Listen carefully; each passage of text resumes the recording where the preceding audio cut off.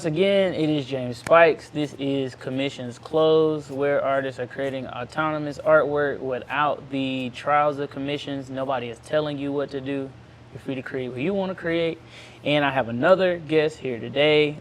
If you've been in downtown Kansas City in any of the past few years, you've probably seen some wonderful flowers, an awesome crusader, a wonderful brother. You've seen a lot of things from this artist. So you can add some things that you would like to add, but I want to introduce Devin Edwards, aka Half Moon Studios. So how are you doing today? I'm doing great. A little, rained on, but I'm great. That's all right. No rain, no flowers, huh? That's right. That's right. Got a little bloom. Absolutely. So I'm glad that you could join me here today. I have a bag, America's favorite bag. We don't have to shout them out, but I think every household has this bag and it doesn't have the original product in it. So I'm gonna pass you this bag, and I just want you to pick a word, and that's gonna guide us on whatever it is we create today. Okay. So here you go. I had a feeling what bag it was. Yeah, I'm telling you. All right, what word did you get?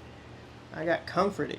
Comforting. Does that mean anything to you, man? Comforting. I just thought of like a teddy bear, honestly. Oh, snap. Yeah. Okay, I'm feeling the teddy bear vibes. This teddy bear type of weather is pretty uncomfortable right now. I was gonna say pillow, but I feel like everybody would say pillow. Like, comforting, my bed, pillow. No, but this is specific to me, man. My teddy bear with the button missing on the eye. Oh, yeah. Nah, man. I buy teddy bears almost every other week. Really? Yeah, for my daughter. She just man. collects them. That's sweet. That's really turn sweet, around. man. Oh, yeah. She was hiding in the room in between the bears. Like, I don't even find you anymore. So, man, I want to ask you, and we can feel free to create however you want now, now that we have our guiding word. I'd like to ask you, what's your earliest memory of being an artist or just being interested in being an artist? Well, I'm going to answer it twice. Okay. Well, my my earliest memory of being an artist and having that, I would say the accomplishment of completing a piece, that you can remember and you thought about, was Plankton. We were all, my cousins were in my grandma's living room, and we were all drawing. And I just love SpongeBob, and I just drew Plankton, and they were all like, oh, wow. And then that's when I was like, okay, representation, I got it. Boom, let's keep going. Then Dragon Ball Z, what follows that. Yeah. And for the second part, it would be in elementary school. We were making, we had an extracurricular art class. It was dedicated solely for me, but I brought my friend with me. But there was a local artist that came and talked to me, and he basically gave the the deets about art life. But of course, as a kid, you're like, no, I'm not going. No, we're gonna go straight to Picasso as soon as possible. No, let's get there first. Yeah. I don't want to hear nothing you talking about. But he had an ant.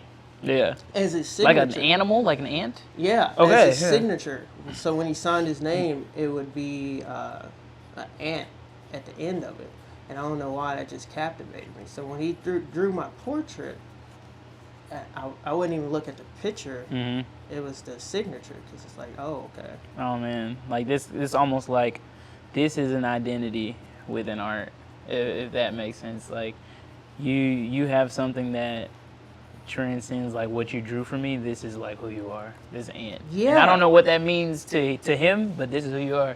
It was because he was also, so he moonlighted as a chef.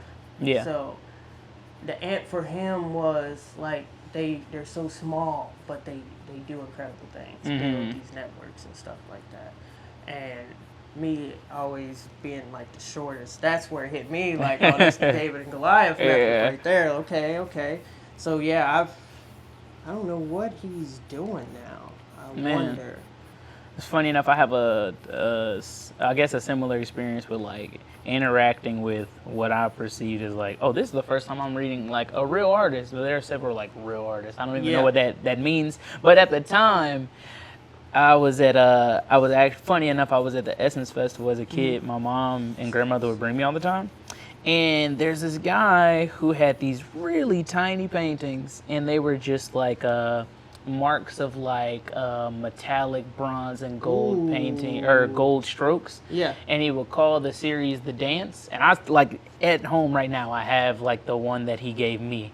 And that was the first time, like, wow, we went here. There's an artist. He has who he is on display, and he saw that I resonated with it, and he gave it to me willingly. And I was like, all right, yeah, I think I like what's going on here. Yeah. So yeah, it's Does he have you found his social media handle? man, that I have not found, and I've searched like the dance series.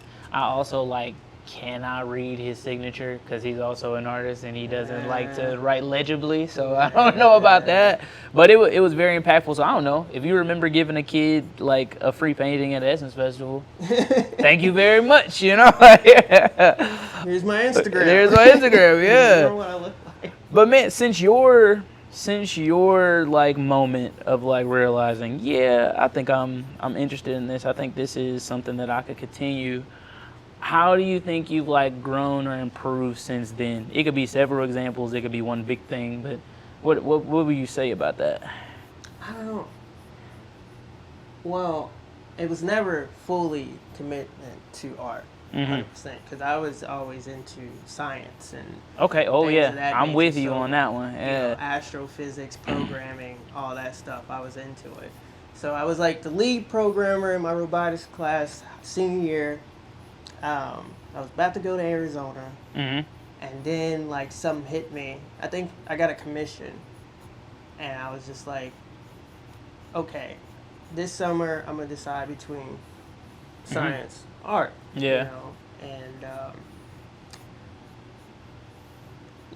summer 16, it all aligned, and it was just like, okay, well, I do get more money at the art school, scholarship wise at the art school. Plus, I get to stay close, not too far away. And my brother was, he was away, so, you had to stick with fam. So I just chose that. And it felt, I don't know, it just, you listen to, your surroundings, the wind, if you, old people talk, you listen to the wind. It's raining right now, so Yeah. what are we learning, I still look at the leaves. If they turn down, it's about to rain. But, turn downwards towards the ground. But yeah, I think after I made that decision, it was just like, okay, if I'm going to do this, I'm going to fully commit 100%. Like nothing, I teach my daughter this too, nothing you do should be 25%, you should do 100% because that might be the last thing you do, and you're going to be like, oh, I just did 10% on that. I don't want to die half-assing. That's not Yeah, I don't want to do that. Yeah. Art piece, you know what I mean? You post it on Instagram, but you have it, so you're like, Yeah, I hate that. Like, should I do this, or should I keep going regardless of what I think for algorithms? Like, I don't know. Well, I mean, like if you're gonna post a sketch, it's a sketch. I'm, committed to posting a sketch. But like if you're trying to, let's say, like my early years, I was mostly trying to do commissions through Instagram and all that stuff. Yeah. So like posting your work really matters, and like good pictures and all that stuff, and that's what I was just like. If you didn't spend enough time on that painting, just spend enough, go back and finish it. It's not gonna. Instagram's not gonna race off, man. Yeah, and if it does, boy. Woohoo! Man, so you've improved tremendously since like you first started, or you've not even improved, because that's not even what I'm getting at. I think it's more so of a determining identity. I think that's the much bigger thing. It's like I know who I am in this medium, if that makes sense. And at first, maybe I didn't know. So, so I feel like that's something I feel like you may be comfortable with saying, like, I clearly have an identity in the work that I do. Yeah, I was never the best at in my classes at all.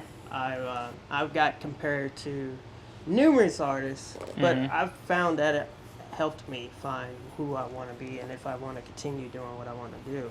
Because if you go through that, that's for an artist to be compared or you know, your work be diminished because it seemed to be somebody else's work. Yeah. That's one of the biggest, you know, hurdles of being an artist and understanding public perception. So I just found that was when I got older and everybody else was going through that. I had already went through it, and I had already, cause you know, all right, you know, I'm gonna keep doing what I'm gonna do. You can't stop me just because, you know, what my work resembles gorillas. Like, okay. Thank you. And I feel like some of the best, like, kind of finding identity and sense of self, it comes from you've gotta test the waters on replicating things first. Yeah. Like, that's even the way that you first learn. I mean, having a child, you may understand, like, you're gonna replicate what you do first. Before I can tell you what to do, you're just gonna watch me turn a faucet on, and then one day you're like, "Why do you turn that faucet on?" Like, you do it every day. Like, that's why. Yeah, I'm gonna do it. So I imagine, like, you know, it became a natural thing to say, you know, I'm replicating, but like, nah, I'm secretly just like building up my tool belt. I'm figuring out what I like here. Yeah, and I think I took more offense to it as a youngster is because to me I was never replicating. Like it was always still my characters. I never, you know, ran around and drew gorillas and being like, hey, this. Yeah. It was always a guy with dreads because I had dreads at the time. Yeah. It was always a guy with dreads. It may have been in the style, but is that really, you know, that's how you learn, you know what I mean? Like if you teaching a kid to draw a pig and it looks like you just said, turn on the faucet. Yeah. You're not gonna run around with a copy strike and, you know. What I mean? Yeah, like, hold on now. The way you do those curly tails, you gotta calm down, right? You gotta go. Yeah, so I just took it as it is and just pushed on and moved on. Pushed on and moved on. So, starting out, I'd imagine the works were smaller, and now they've gotten larger, both in actual size, but also in the time commitment it takes to finish. So, what has that been like? Has it been a challenge? Has it been an easy process of like going big? I feel like that's a conversation for an artist. Like, when are you gonna go big? Stop drawing on 8.5 by 11 size sheets. I found out that it's such a weird thing because I've done, you know, the 70-foot projects. I've done murals. But I found that the thing that really feels like a huge project is traveling with 20 paintings for an exhibition. I feel like that's the biggest like headache because you're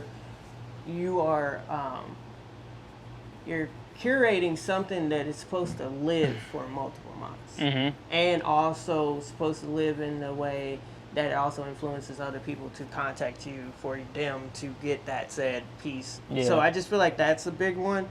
Or you can even go like, let's say the comic book, like that's been 3 to 4 months of just illustrating, not even writing, but just illustrating the panels.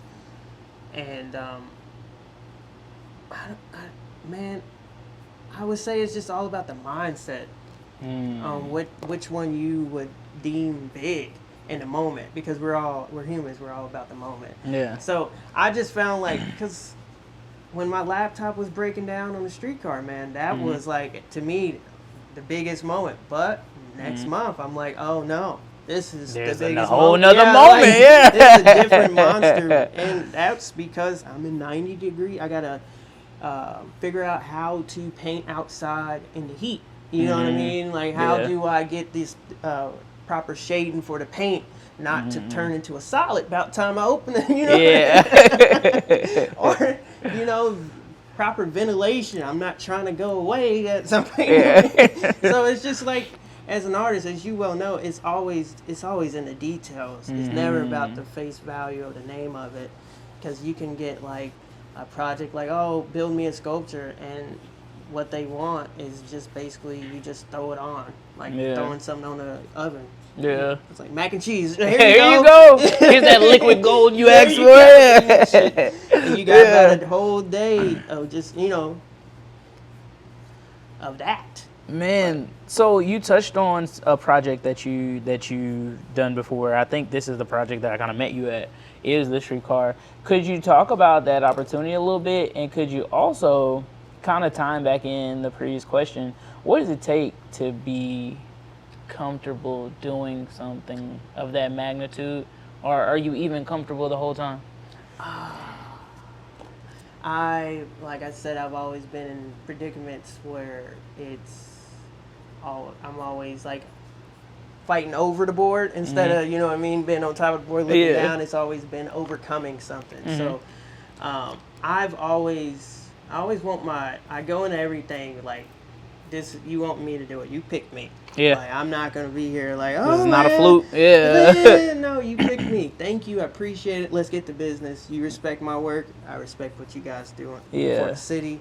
There we go. And I feel like doing that has broken a lot of shakiness, shyness, and it's kind of like, it's like a firm handshake. At that point, between those two men, you know, that's a man, you know what I mean? And so, I answered that, right? So it's just absolutely. But and I think you were speaking to, you know, in your level of comfortability or within a project like that, and it's like, well, this is not a fluke on my end. Like, I was chosen because I'm qualified to do it.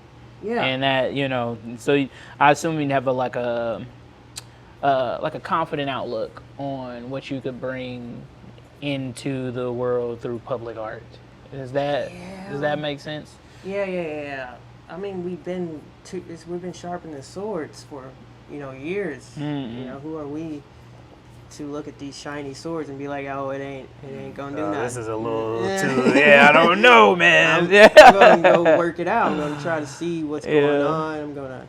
And they were, honestly, the experience was great. They were friendly. I thought, to be honest with you, given that, you know, I knew that they picked me and all that stuff, it's still being from the east side, and also like, they don't really know me, you know, and I've seen like the characteristics of the art world in this city, you know what I mean? I understand. So I'm just like, I'm also, the most nervous part is not messing up as like a relationship wise. Like, they don't mess with me because something I said, or, you know what I mean? Not more of the product, it's more of like, it's more personal relations. That's a big part of it, you know, like, they're just as much a part of relationship as it is opportunity in art, you know, like, because it's a very much like a feeling type of industry, or a feeling type of talent, where the vibe has to be right. Yeah. I can't just work with you. I also have to know that, like, we're gonna like each other while we're working together. I was just you had him on, my friend Xavier. I think last week Friday, we were just chilling, and I was just telling him, like, I had a client, and my mom had told me, like, hey, they have to respect the business. You don't go to Walmart, go to the register and be like, you know what? Yep. It's not going to be today, but I still want it. Can you just hold all these items? Kind of can't. I'm sorry. So I was just like, yeah, man, I used to be like that. Like, I don't want to mess up the relationship, and maybe if they come back. But it's just like, is that stress worth the if of them coming back? No. I'd rather you just be done and just have that peace of like, okay, I don't have a commission over my head. Also, you know, you're not stringing me along. I don't know. I could definitely understand you, like, let go of a sure thing for a maybe. I mean, maybe you don't have that sure thing, but somebody keeps saying maybe. It's like, man, if I was waiting on maybe, I probably would starve. Like, I still be in college. You know what I mean? Like, that's what the whole college thing was too. My professor was like, you might get a job after this. It is not a definite. You still basically have to do the groundwork. Yeah. And I just was like, okay, well, if I leave now, do the groundwork, about the time you guys graduate, I would already done the groundwork and been moving on from whatever, you know, mental state that is Mm-hmm. of accepting you are artists, which is a big thing. I have a conversation about that a lot, about the balance between sharpening a skill set and actively applying it. And I feel like a lot of how I think we've been taught to learn, not just in art but in general, has been you have to acquire the full knowledge or concept of the skill set before you can apply it. And nowhere else in life does it work that way. Like, literally nowhere else does it work that way. You think of like literally just entering the workforce. Like, I don't get 3 months to learn how this job works. No. They kind of expect me to like be producing some form of benefit for them, like within the first like month or so. Like, yeah, you need to like kind of contribute. So yeah, their money's going out the window as you're getting prepared and work. They're like, I don't know, the lights are still on in your office and everything. Yeah, like, man, that little laptop you searching on, that's that internet. I don't Oh my goodness. So yeah, I'm glad that you bring that up. Man, I gotta ask, we kind of touched on your identity within artistry and how it has developed. Obviously you would say that there is a commentary, there is a conversation that you're having through these works. Could you describe it, or could you tell us like maybe some things that you clearly want to bring to the public? Well, it's so crazy that you said that, because it used to be solely about the Crusader, you know what I mean, the characters going out and doing good, and no matter, you know, the money or superpowers, you know, just about the mindset. Yeah, it's matured. It's matured. Okay. Yeah, because I found also like that's not. Since making a comic book, the Crusader lives there. The Crusader verse lives there. And so that doesn't completely finish the narrative anymore. It's like, okay, if you want more of him, there's the comic book, there's that, there's the website, there's the store, there's all that. Yeah. You can submerge yourself in that. But there's also the fine artists, where I found that the Crusader in the game are more of picturesque tools to convey what I'm feeling of the day or the moment. So to be more, you know, human in this, I would say to reset the old ways of an artist, to show that you can be the person inside. You can be the studio hugger where it's just dust everywhere, but you're there working, you know what I mean? Yeah. There used to be that use the old term, that swagger of the old artists, whereas like you couldn't get fully a hold of him, and it was like you can only see his work after the studio, never full studio. You know, and I love that, and I found that that's what I love more than anything. That's when I was chasing Basquiat too. It was more of the old artist. That was like the last of that vintage Picasso-esque, you know, like, you know, recluse but genius. Yeah. Not like overly exposed, like a picture too saturated. It's just like, oh no. Absolutely. But that's why. And then once I realized that, I was just like, yeah, okay, I'm accepting everything. My shyness, I know when I do not want to do something. Yeah. And I'm not going to, and like growing up around this, when social media really started popping off, Instagram, oh my goodness, 2018s, man. I could talk about that. It's a time. It was like a Wild West. It was definitely a time, man. Oh my goodness. It was a Wild West for vendors. But but yeah, just continuing to just push on always. That's also what I guess the caveat of it all. Man. Let me ask you, so you mentioned earlier, you know, being from the East Side. How do you think your upbringing has informed your kind of practice as an artist or creative?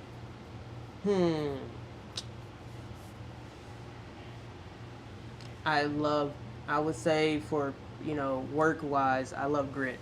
I love that 90s feel, graffiti, because it was all I saw. And so I would say that type of grit, but I also spent a lot of time, like my family originated from Columbia, Missouri. Okay. So seeing the country-ish side of nature brung the flowers. So it's just like, okay, that's where the flowers and the east side meet, and that's where this whole little Crusader world comes from. But yeah, I would say that. And also just how to hold yourself in a way of like, there is no second chances. Like, come at it like there's no second chances. Because a lot of my friends, we, like, even if they were artists, skaters, just marauders, some, like, in all the categories, some aren't here. You know, there's no second chances. So it's just take everything and just push it forward. And I feel like people apologize too much too, man. Like, I'm gonna make a mistake, but we're gonna continue. Yeah. You know? I've always said I was gonna come at the art world like a rapper in a way. Really? Like, yeah, that's always how I've felt like I've been doing it. It's just like what you get is what you get in a way, but listen to the music. You know what I mean? Watch the craft. So a big conversation, I guess, in rap in particular is my responsibility for what people do with the information. Like, am I responsible for the message being taken and maybe there's a negative result? Do you feel like you're responsible for how people react to the message?